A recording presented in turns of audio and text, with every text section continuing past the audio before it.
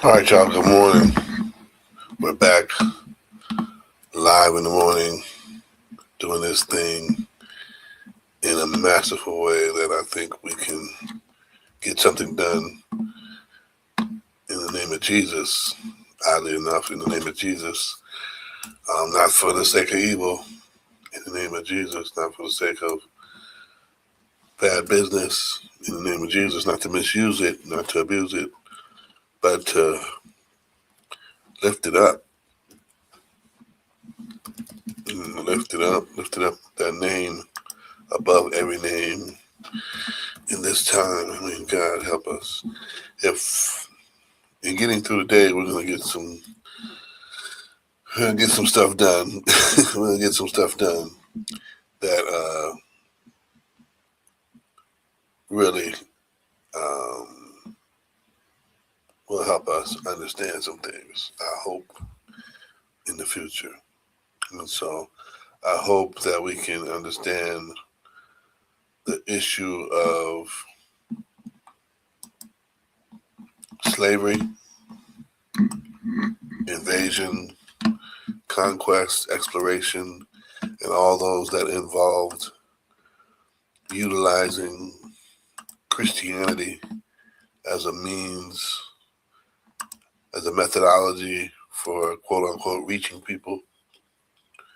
And in the midst of that, utilizing it to reach people and teach people numerous things.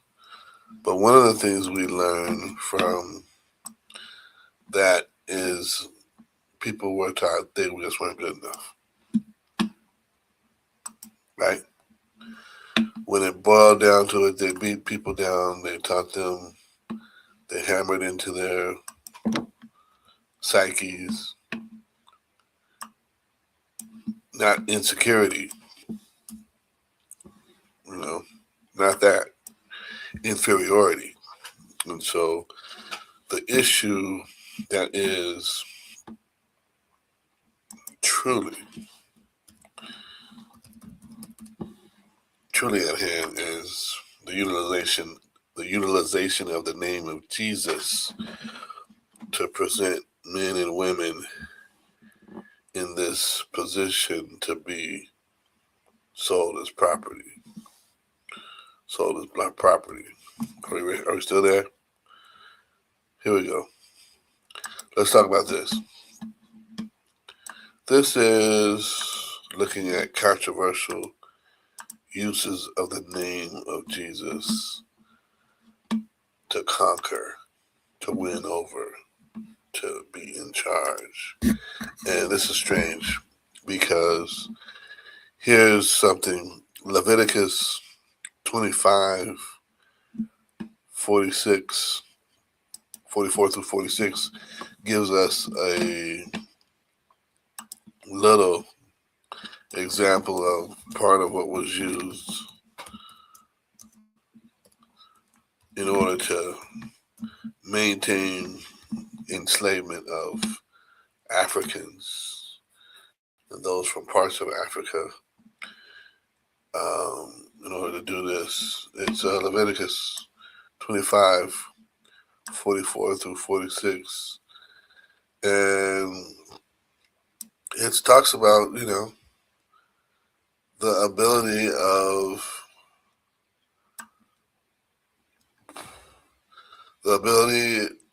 of the former slaves to buy slaves. Look at verse 44. If I could just drop that on you right here. Verse 44 from Leviticus.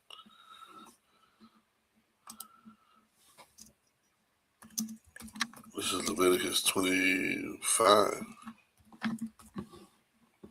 44. Ooh, come on. Oh, man. Can you believe this? This is how we doing. As for your male and female slaves whom you may have, you may buy male and female slaves from among the nations that are around you. Keep what you got, is what God is telling them. And then by law, you can buy more from other nations around you. Oh man, talk about out of context. Leviticus is the law given by God about transferring from enslavement to this exodus to the promised land. And boom, the issue of slavery and slaves as property comes up, and God ensures them, yeah, you can do that. But remember, this isn't a slave system like our system. If you have slaves who are born in your land, they may be your property. There you go. You own the mama, you own the daddy, they're your property. You may bequeath them to your sons after you inherit after you to inherit as a possession forever. You may make slaves of them, but over your brothers, the people of Israel, you shall not rule one over another ruthlessly. Keep in mind this, and keep in mind English is a horrible translation for whatever they were trying to say in Arabic. And so you can own them, you can pass them on to your kids, their property. And that was used as an excuse for enslavement. I remember, oh man, my first year at Morehouse, I had to do I had to do this article, a debate, an essay on justifying the economic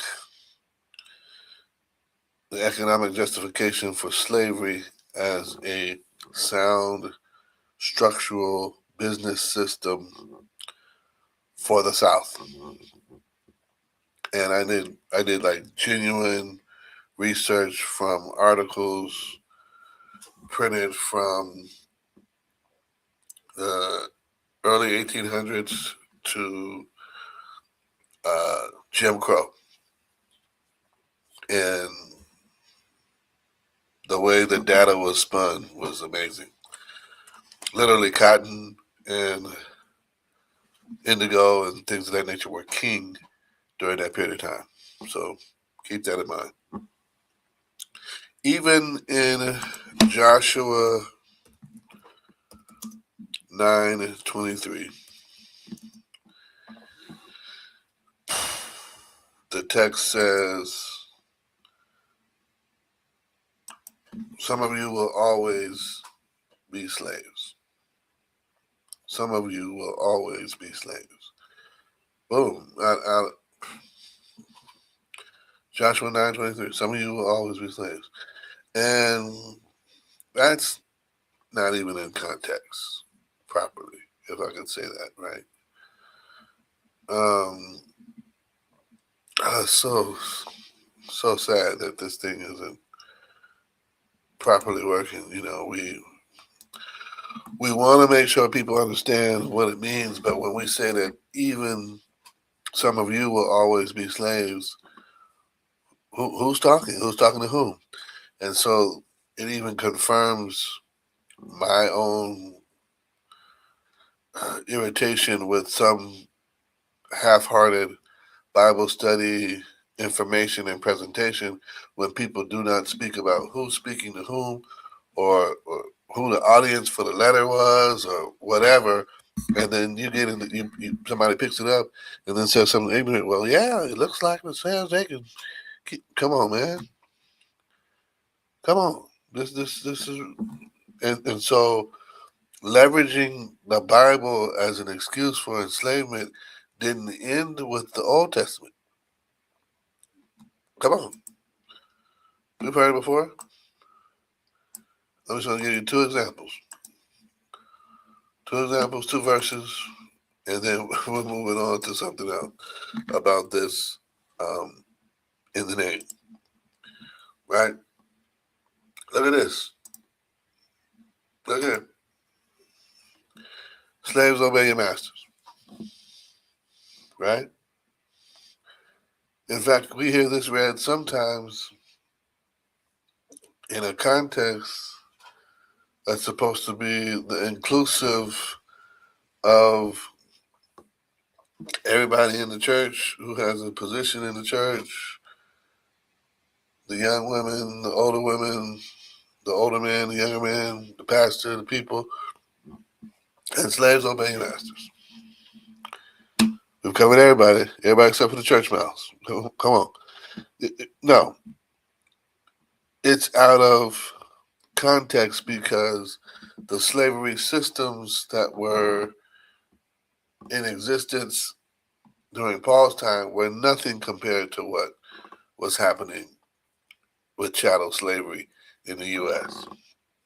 The slavery systems that were in existence in Egypt and other parts of Africa were nothing compared to what cruelty people experienced in Haiti and other places and beyond.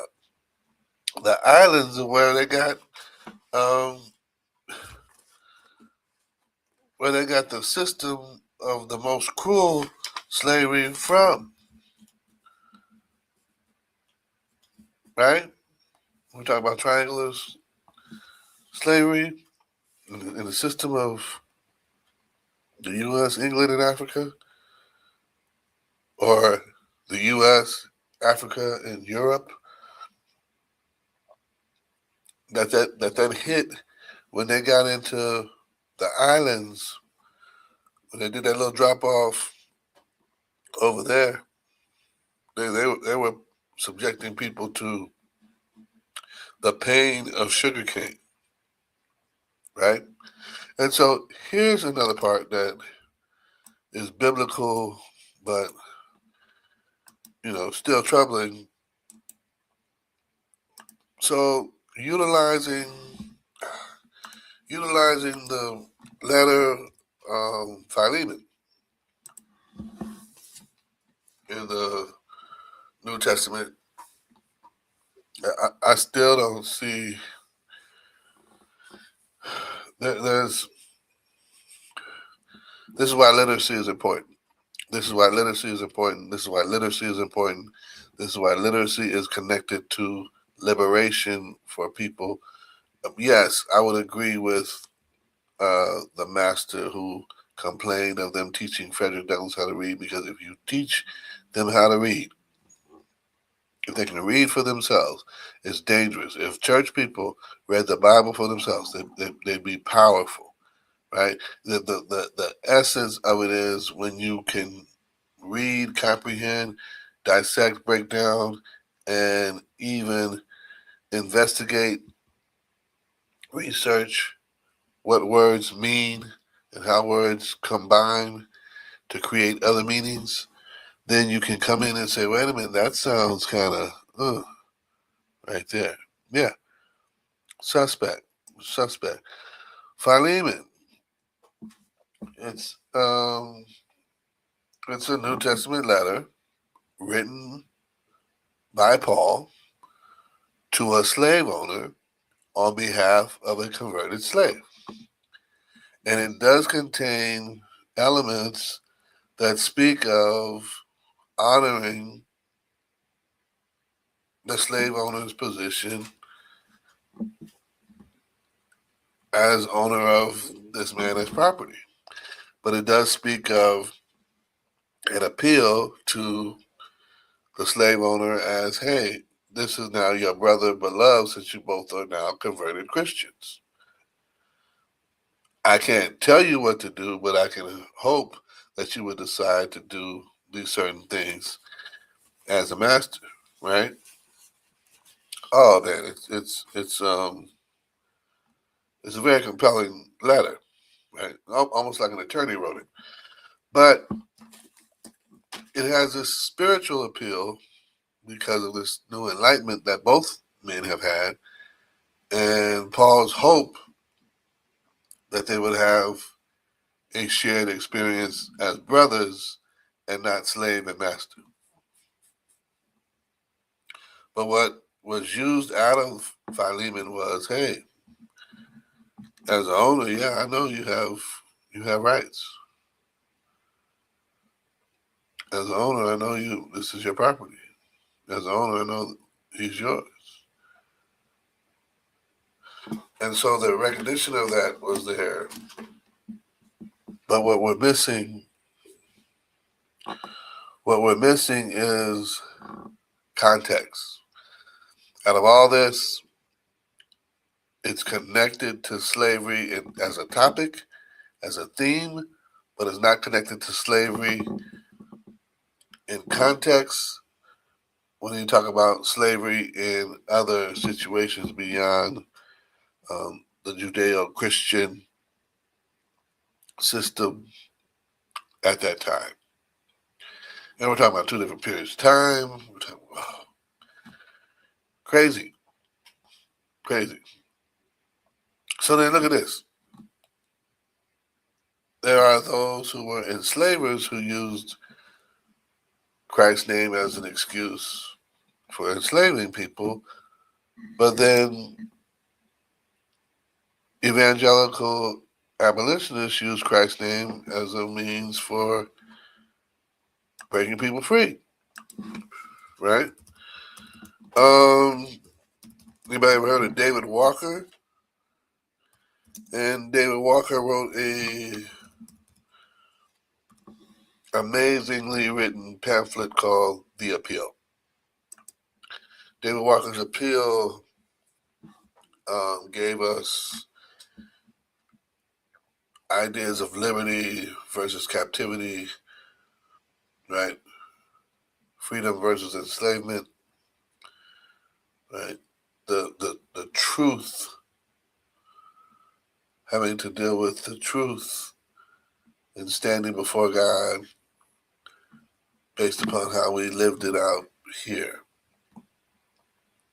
And so David Walker's appeal stirred up enough to where they put a bounty on his head. Yeah. When I say they, I'm talking about a group of slave-holding Southerners with an interest of stop this thing from circulating and let's not let this thing be published anymore. They're trying to ban it. It was banned in certain areas. Couldn't have it. Prior to that, wasn't it Denmark Vesey? Right? Denmark Vesey, who was involved in the slave revolution, right? South Carolina. Come on, y'all. Somebody talk to me in South Carolina. You know, had the brother also involved in it. And we had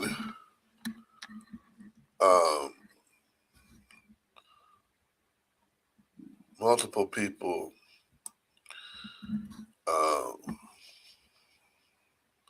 because he wasn't enslaved anymore. He was free, but his family was enslaved, and that's why he was still around.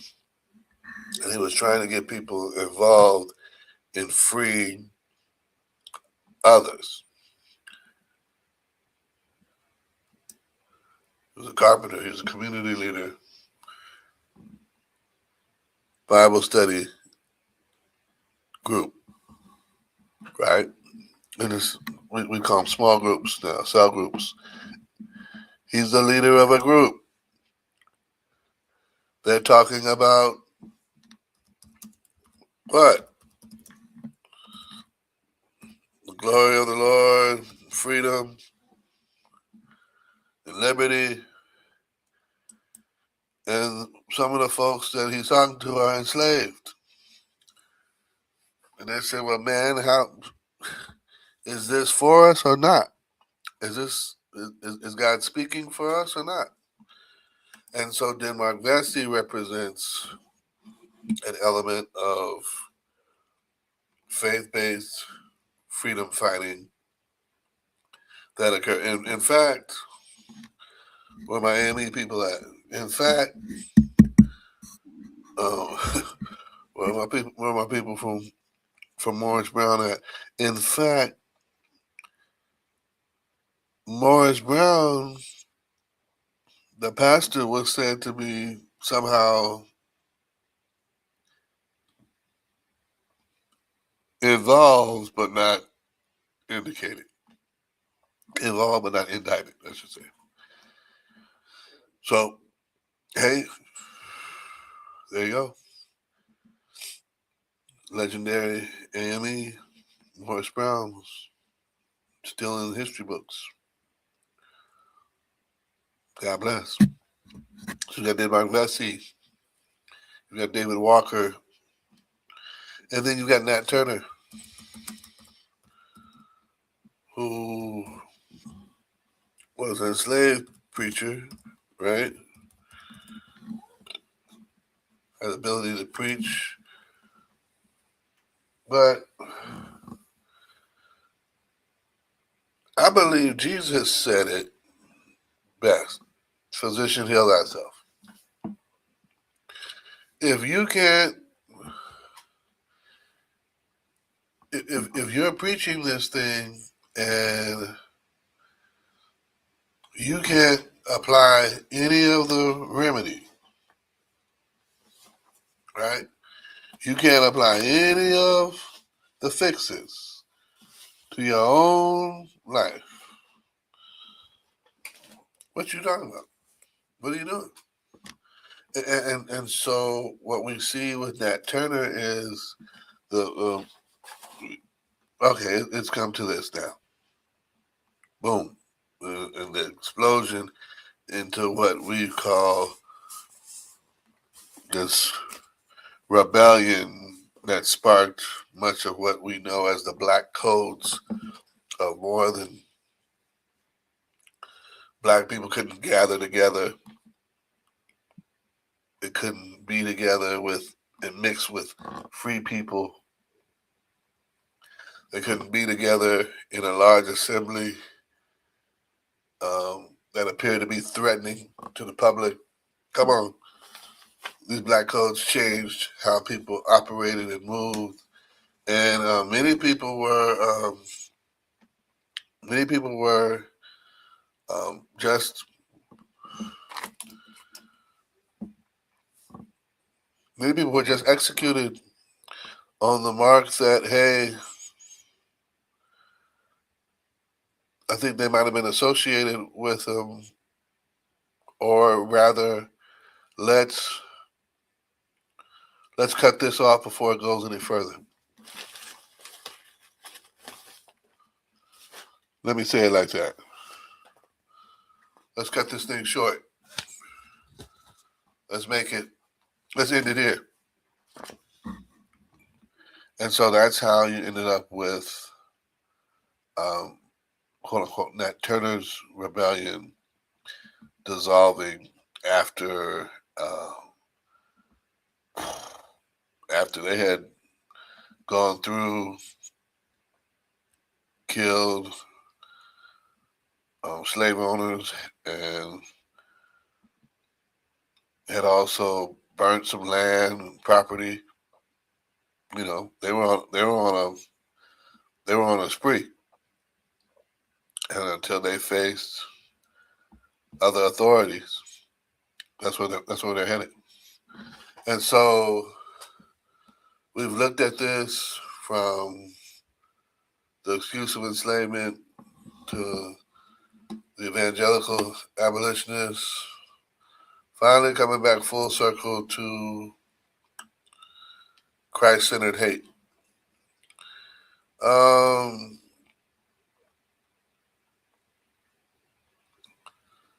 The original KKK, Ku Klux Klan, was set up as something else, but the new KKK was primarily set up with large protests involved and prominent positioning of themselves as a Protestant Christian fraternal order. Come on, y'all. Let's be real. That's what they were. That's what they were doing. That's what they were doing. That's how they got organized. And so they leaned in on being white, American-born, and of the Protestant faith. The burning of the cross was symbolic of the light of Christ. But the natural order of the racist framework that they had in this brand dealt with white supremacy, particularly dealing with Black Americans, Jews, and Catholics. Catholics, right? Black Americans, Jews, and Catholics. Come on. Now here's the part that people don't get.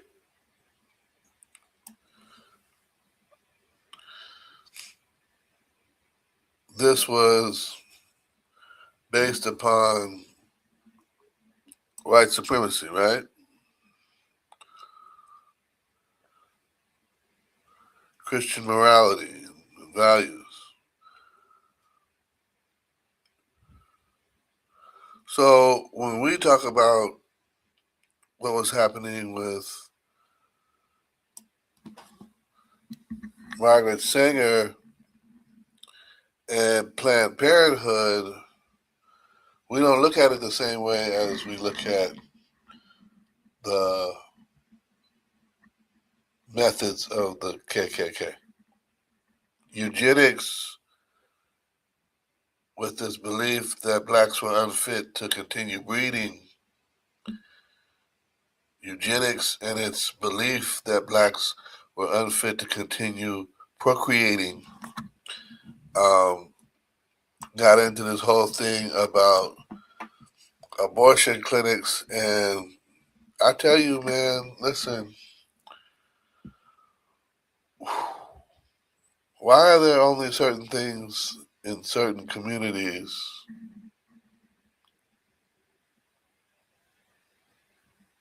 that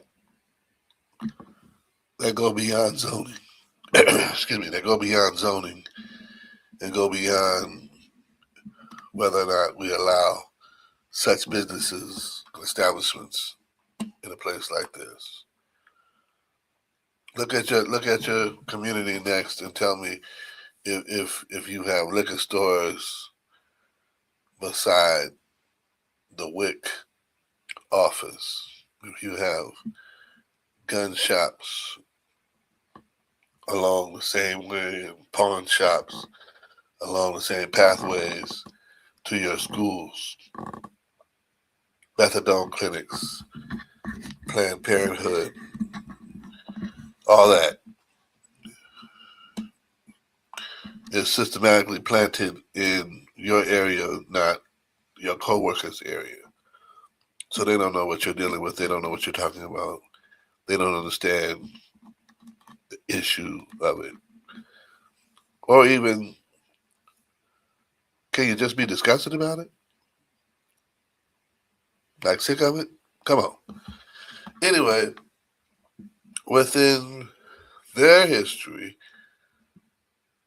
as well as, come on, Girl Scouts, come on, Girl Scouts who felt like they were building up the values of young women to uphold their duty to God, as well as building their character in association with Christian morality. Girl Scouts were segregated. And not only were they segregated, but then they limited the number of black troops. Even though they don't, the organization has disavowed this history and committed to being a anti-racist institution. Well, Southern Baptists did too. Southern Baptists did too. Southern Baptists who were associated with the Klan. Southern Methodists who were associated with the Klan.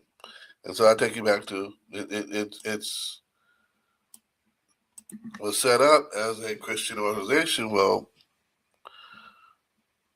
primarily in the South, the approved Christian organizations in the South were